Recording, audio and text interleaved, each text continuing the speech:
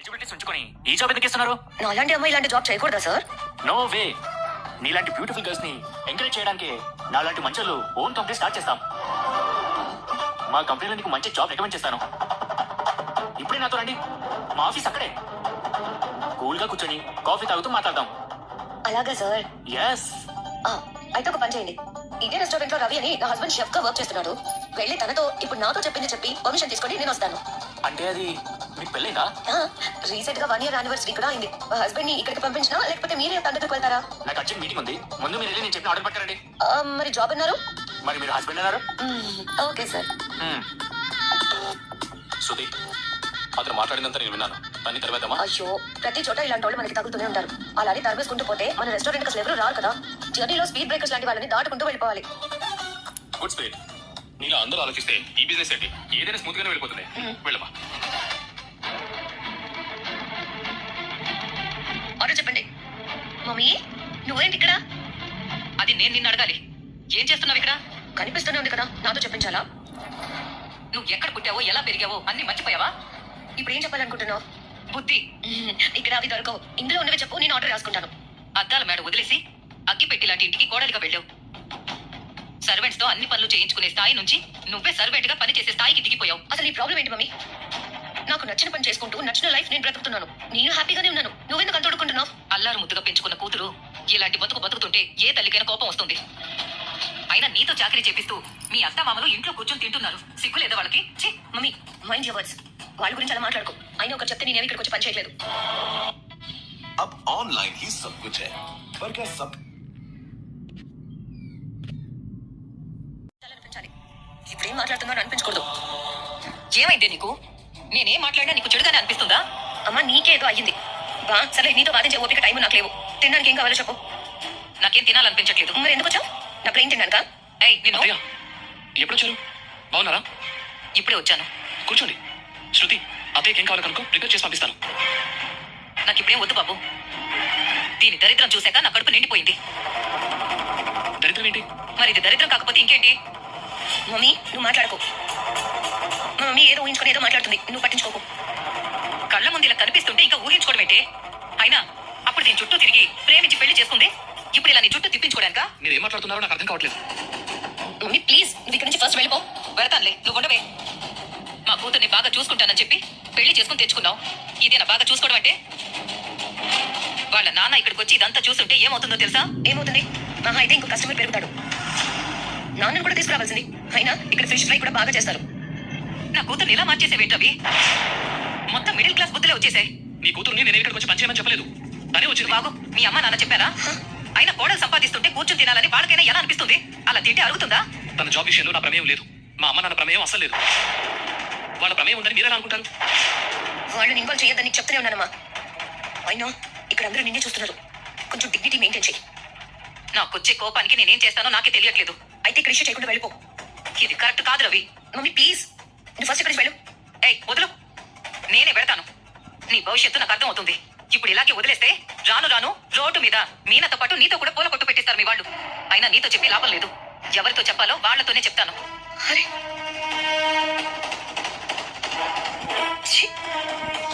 శృతి, శృతి. రవి, ఇంకా ఇక్కడేం చేస్తున్నావు? ఆర్డర్స్ చాలా ఉన్నాయి పదా. ఆర్డర్ సంగతి ఓకే. ఈ హెడేక్ ఏంటి నాకు? నువ్వు మా పేరెంట్స్ మాటలు కూడా పట్టించుకుంటావా? లైట్ తీసుకో రవి. ఎలా తీసుకోమంటావు? మా కూతురుని హింసిస్తారు అన్నట్టు మాట్లాడుతుంది మీ అమ్మ. నన్ను ఎలా చూసుకున్నావో నాకు తెలుసు కదా. వాళ్ళకి తెలియట్లేదు కదా. తెలియాల్సిన అవసరం లేదు కదా. బయటికి వెళ్ళి ఊరంతా చాటింపు వేస్తే వాళ్ళందరి నోళ్ళు ఎలా ఊహించాలో నాకు తెలుసు కదా. అయినా నా బాధ నీకు అర్థం కావట్లేదు. అబ్బా, నీ బాధ నా బాధ కాదా రవి? నీకు అంత కామెడీగా ఉంటుంది. అసలు నేను ఎవరు జాయిన్ అవ్వమన్నారు ఇక్కడ? నా టాలెంట్ చూసి ఇంటర్వ్యూ చేసి ఇంప్రెస్ అయ్యి నీతోనే జాయిన్ అవ్వమని చెప్పింది. ఇలాంటి ప్రాబ్లమ్స్ వస్తాయని నేను వద్దని చెప్పాను. ఇవి అసలు ప్రాబ్లమ్స్ కాదు అంటాను. నువ్వు దయచేసి జాబ్ మానేసి ఇంటికి వెళ్ళు. అది చెప్పాల్సింది నువ్వు కాదు, నీదు. ఓకే, నేను తనతోనే మాట్లాడతాను. నేను తనతోనే మాట్లాడతాను. ఇరిటేట్ చేయకు శృతి. వాళ్ళ మాటలు విని నువ్వు ఇరిటేట్ అవ్వకు. అయినా వాళ్ళు అంతే, నీకు తెలుసు కదా. వాళ్ళ సంగతి చూసుకుంటానని చెప్పాను కదా. నువ్వు ముందు కస్టమర్స్ ఇచ్చిన ఆర్డర్ సంగతి చూడు. వెళ్ళు వెళ్ళు రవి.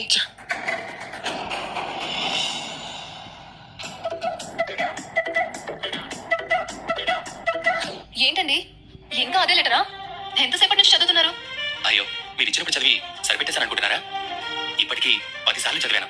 మీ హ్యాండ్ రైటింగ్ చూస్తుంటే ఇంకోసారి చదవాలనిపిస్తుంది. నిజంగా చాలా బాగుంది. అంతా హ్యాండ్ రైటింగ్ గురించేనా? లేక నేను రాసింది ఏమైనా అర్థమైందా? లేకపోతే అక్షరాలు చూసుకుంటూ కూర్చున్నారా? అర్థమైంది, చాలా అర్థమైంది.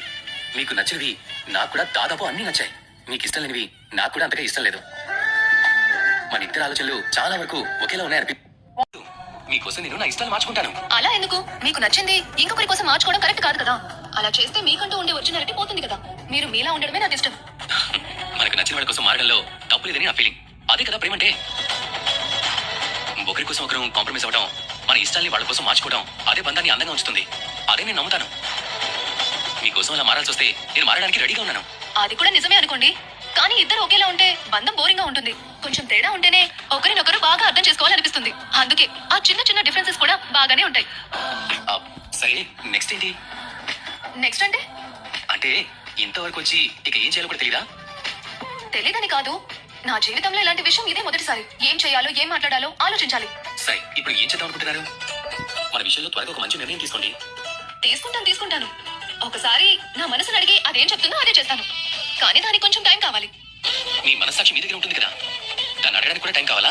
అవును, తొందరపడి నిర్ణయం తీసుకోవడం కంటే మనస్ఫూర్తిగా తీసుకునే నిర్ణయం మంచిది కదా. ఒక్క 5 నిమిషాలు నేను అలా వెళ్ళి ప్రశాంతంగా ఆలోచించుకుని వస్తాను.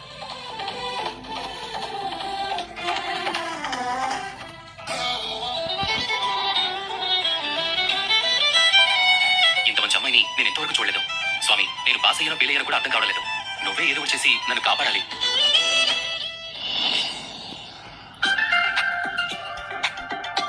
అమ్మా రేయ్ ఏంట్రా? అమ్మా, ఆ బాలుగాడు హాస్పిటల్ బిల్ కట్టాడు కానీ వాడికి వాడే దేవుడు అనుకుంటున్నాడు. ఇలాగే త్యాగం చేసినట్టు వాడి పెళ్ళం గొప్పలు చెప్పుకుంటూ ఉంటే నాన్న ఉబ్బిపోయి ఆస్తి మొత్తం రాసిస్తాడేమో. మీ నాన్న నీలాగా కాదులేరా. నువ్వు 40 లక్షలు దిగమింగిపోయినప్పుడు నేను వెనక్కి తీసుకొస్తే నిన్న అసలు ఇంట్లోకి రానిచ్చేవారు కాదు. ఒక చోట కుదురుగా కూర్చుని ఏడవలేవా? వాళ్ళ మీద వీళ్ళ మీద చాడీ చెప్పడం అవసరమా? చచ్చి చెడి ఆ హాస్పిటల్ బిల్లు వాళ్ళు కట్టారు. లేదంటే నువ్వు గుడి ముందు, మీ ఆవిడ హాస్పిటల్ ముందు అడుక్కోవాల్సి వచ్చేది. లేదంటే నీ చేతికర్రని మీ ఆవిడ పట్టుకుని ట్రైన్ లో అడుక్కోవాల్సి వచ్చేది. నోరు మూసుకో. వాడు వింటే నీ నోరు పడిపోవాలని శాపాన్ని పెడతాడు. అమ్మో, ఇది వింటే మాత్రం వాడికి ఐడియా ఇచ్చినట్టు అవుతుంది. సరే, ఎక్కువ మాట్లాడుకో, కూర్చో. నువ్వు కూడా బాలుగాడిని మెచ్చుకుంటే వాడు నేల మీద నడుస్తారమ్మా. నా కళ్ళు కనపడవని రూపాయి దానం చేసి 2 రూపాయలు తీసుకుపోయే రకం వాడు. మంచోడు అనిపించుకుని బాలుగాడు ఆస్తి రాయించుకుంటాడేమో. వాడిని వాడి భార్యని ఇంట్లో లేకుండా చేయాలి. నువ్వు రోహిణి కలిసి మంచి ప్లాన్ చేయండి అమ్మా.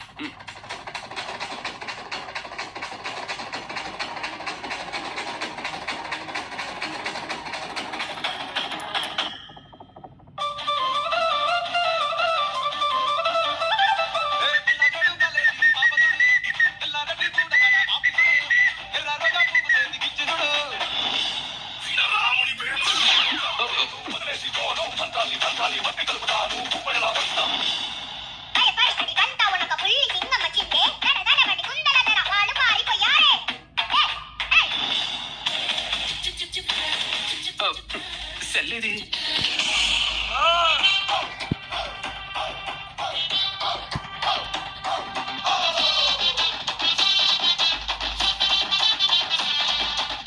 సెల్ ఇక్కడే కదా పెట్టాను.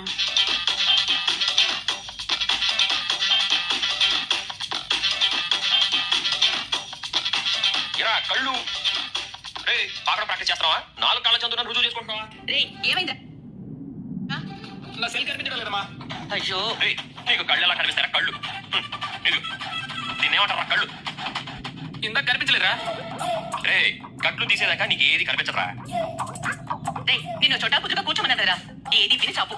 అదే కుర్చీ ఎక్కడుందా అని చూస్తున్నాను. జాగ్రత్త కూర్చో, కింద పడిపోతావు. అయ్యో, పడిపోయాడు. నేను చెప్పానా? అన్నానా? నా నడుము విరిగింది దేవుడు.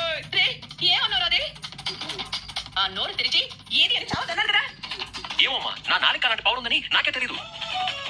తెలిస్తే నన్ను ఇన్ని రకాలుగా తీసి పారేసి నిన్ను ఎలా క్షమిస్తానమ్మా? మీరాని అన్ని రకాలుగా ఆడుకుని నిన్ను చెప్పించకుండా ఎలా ఊరుకుంటానమ్మా? చాలే ఆపు. నువ్వు లేవరా. ఒరే బాలు, నా జోలికి వచ్చావంటే ఇంట్లోనే ఉండకుండా కట్టుబట్టతో గంటేస్తాను. నువ్వు నీ పెళ్ళాం వెళ్ళి ఏ చెట్టు కింద కాపురం చేసుకోవాలి. ఎక్కువ మాట్లాడితే నువ్వు కూడా కింద పడి నడువు ఇరుగుతుంది, చూసుకో. రే పోరా.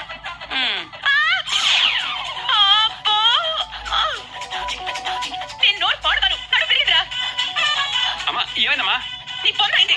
నేను కూర్చోవలసిన కూర్చుని నువ్వు లాగేశావు. రే, నీ కళ్ళకు ఆపరేషన్ ఏంటో కానీ ఇంటికి ఏదో తగిలింది. నా శాపమే తగిలింది. నోరు మూసుకుని తన పైకి లేవరా.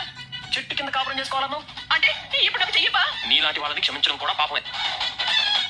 వాడి చేరేటమ్మా. నేను చేయిస్తాను. రేయ్, ఇట్రా, ఇక్కడ. రే జాగ్రత్త, మళ్ళీ నువ్వు కింద పడిపోతావు. పద. అయ్యో. జాగ్రత్తలే.